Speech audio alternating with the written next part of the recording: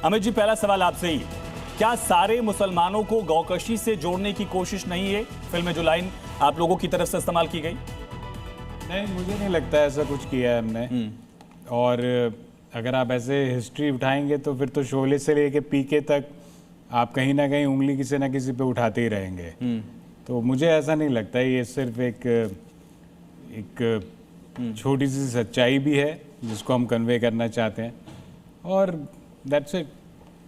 आचार्य विक्रमादित्य जी भी हमारे साथ जुड़ चुके हैं। आचार्य जी, देवबंद से फरमान आ गया है, फरमान ये कि इसका फिल्म का बॉयकॉट करो, क्या कहेंगे इस पे?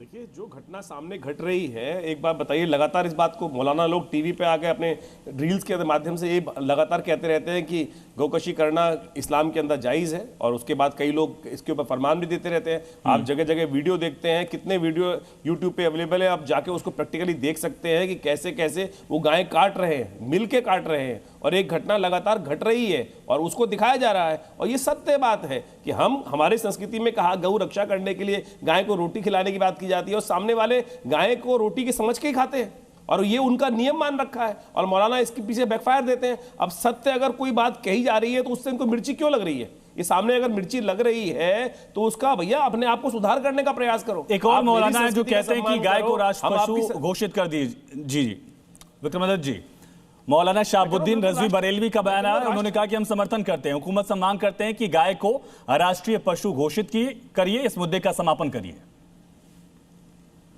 तो दोनों पक्ष तो है उसी आबादी में जिस पर आप सवाल उठाना चाह रहे हैं।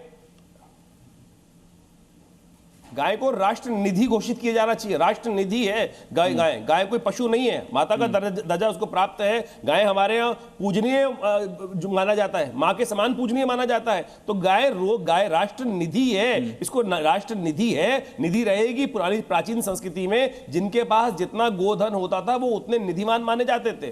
तो गाय को राष्ट्र निधि घोषित सरकार को तुरंत करना चाहिए, और मैं कहूंगा इसके ऊपर कॉन्स्टिट्यूशन के अंदर व्यवस्था है। लेकिन अभी कई बार इस तरह की फिल्मों को लेकर हम देखते हैं धमकी भी आ जाती है, और इस पूरे मामले को लेकर एक फतवा ही जारी हो गया देवबंद से कि इस फिल्म का विरोध करिए, इस फिल्म को ना देखिए। क्या कहेंगे और क्या राय आपकी? मूल रूप से तो मेरा काम आयुष वही है जो आपका है, मैं पत्रकार ही हूँ, और जब इस फिल्म से जुड़ा तो अभी जो बोल रहा हूँ वो बड़ी जिम्मेदारी से बोल रहा हूँ।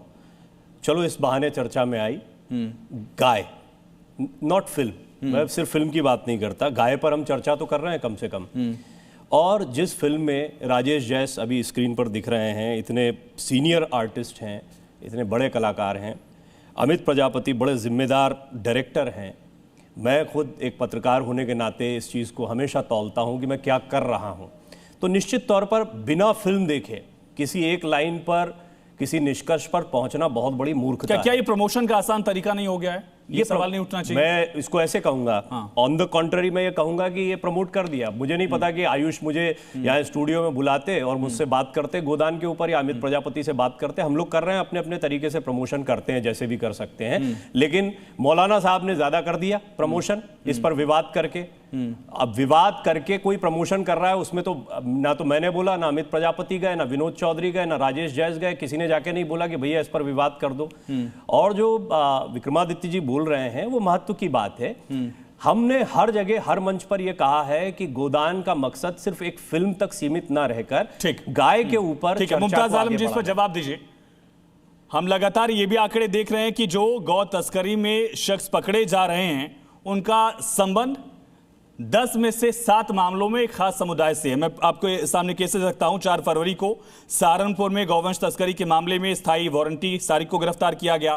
13 जनवरी को पशु तस्करों से मुठभेड़ होती है, वहां पर इसी तरह से मुरसलीन को गिरफ्तार किया गया। 14 जनवरी को नसीम खां को गिरफ्तार किया गया। 31 जनवरी को अबू हंजाला को गिरफ्तार किया गया। 17 तारीख को सूफी टोला निवासी रिजवान को गिरफ्तार किया गया।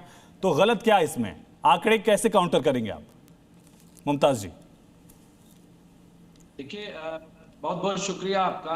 सबसे खास जो आप कह रहे हैं, खास हो आम हो जो भी है, अगर गलत है तो बिल्कुल देखा है कि इसमें गैर मुस्लिम भी बड़ी तादाद में आते हैं। अभी बनारस से पकड़े गए, अलीगढ़ में पकड़े गए और कई जगहों पे पकड़े गए हैं। तो ऐसा नहीं है कि आप ये समझ लीजिए कि खास तबका। दूसरी चीज ये हम कह रहे हैं बार बार कि सरकार आखिर इसको राष्ट्रीय दर्जा क्यों नहीं देती है। और तमाम जितने, मैं कह रहा हूं, जितने भी यहाँ पे स्लॉट, ठीक है, चलिए लौटते मुमताज जी, शायद आपका फ्रेम नहीं आया, कोई टेक्निकल ग्लिच है, उसको सही करते हैं।